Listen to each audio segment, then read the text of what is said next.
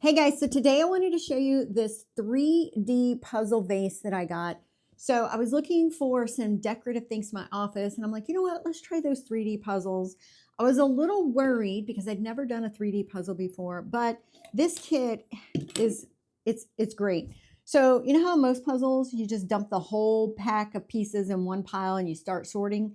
This one's actually broken into 4 sections and they're numbered 1, 2, 3, 4. And I'm going to show you on here.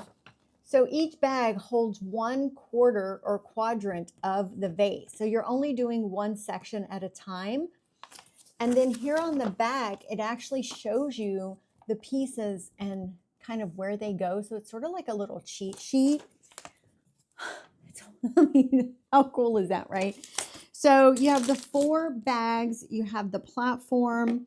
This is what you're going to build it around. And then it also comes with this little light that you can drop down inside it. So it's literally kind of like a constellation starry night looking thing. So overall, I'm probably going to use this as a gift for someone this holiday season, maybe like a stocking stuffer for one of my kids.